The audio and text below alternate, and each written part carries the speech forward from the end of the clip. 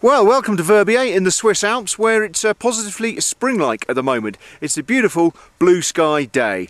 I'm actually at the top of an off-piste run called Stairway to Heaven. It's one of Verbier's most well-known off-piste runs. It's well, about a 20-minute, half an hour climb up with skis on your rucksack to get to the top of it. It should only be done with a qualified guide, or if you have been here before and know what you're doing, because it is a dangerous area. It's also, well, I found it exhausting to climb up today in the hot sun. I'd like to think it's the altitude. We're over 3,000 metres here, so very thin air, but it's probably due to the fact that I'm getting old and I'm rather unfit. Anyway, we've made it to the top, and what lies ahead of us is a beautiful powder bowl, so I'm looking forward to that. I've actually been out in Verbier for, well, one of my favourite events of the winter, the Verbier Extreme.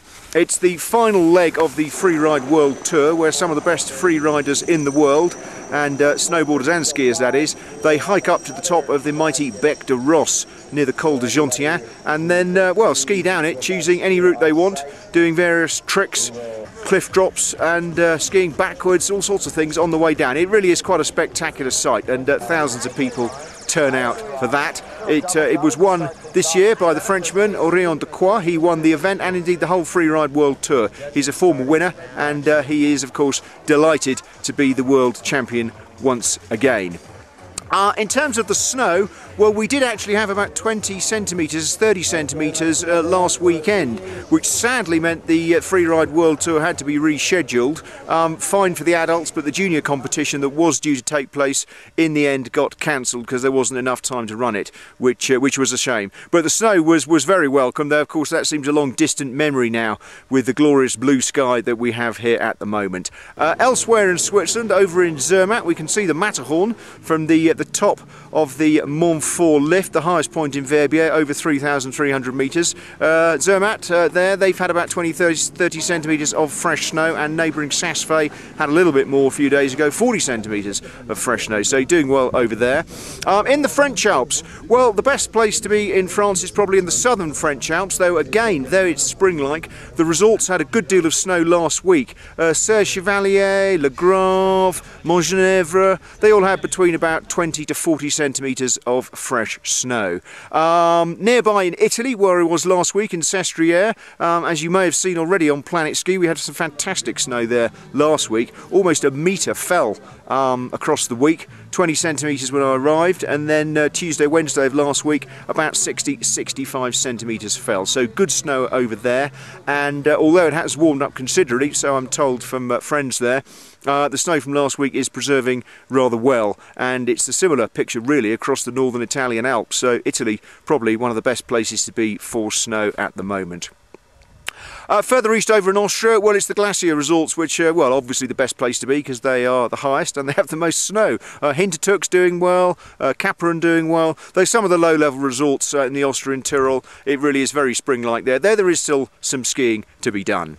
Elsewhere in Europe, the Pyrenees have done well, the French Pyrenees particularly well. They've had about 40 centimetres, and Andorra has had a little top up as well, though the Spanish Pyrenees, they certainly do need a bit more snow, especially on the lower runs in Formigal and Becerra. More snow needed there as well. In Scotland, well, they had some fantastic snow, as you may know, about a week or so ago. It has, of course, warmed up since then, but nevertheless, huge depths of snow, so it's looking good there. Though, of course, the weather does change very quickly in Scotland, and therefore so do the snow conditions. But it's looking good for Easter, which, well, is not a million miles away at the moment, only a few weeks ago away to Easter, so Scotland should be quite good. Once again, as I've said many times here on PlanetSKI, North America seems to be the place to be this winter. The Colorado resorts have once again done well. Breckenridge, where I was about a month or so ago, they've had about 25-30 centimetres of fresh snow. Same in Vail, which is not far away, so good snow over there. And further north in Canada, once again the snow continuing to fall there. Whistler's had yet again a little bit more snow, about 20 centimetres on the upper runs, though of course Whistler being Whistler, it's been raining down in the town. But nevertheless, the snow up the top there in Whistler, good.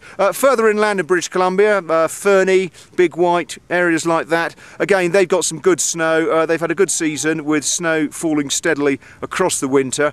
And again, although it is warming up and getting a little bit spring-like on the lower runs, there is still some good snow to to be had. Well, I'm actually back to the UK later today, so I'm in London for a week or so, then heading back out to the Alps, not entirely sure where, but somewhere in the Alps to enjoy some of the April skiing. And there is still plenty of skiing to be had in the Alps. I've actually booked up a trip to Hintertux in Austria for May, so as far as I'm concerned, winter is certainly not over. It may be spring-like, the weather may be fantastic, but high up the snow is good, and as far as I'm concerned, April is one of the best months to ski. And if you look elsewhere on Planet Ski later in the week, I'll be telling you why. James Cove, Planet Ski in the Swiss Alps.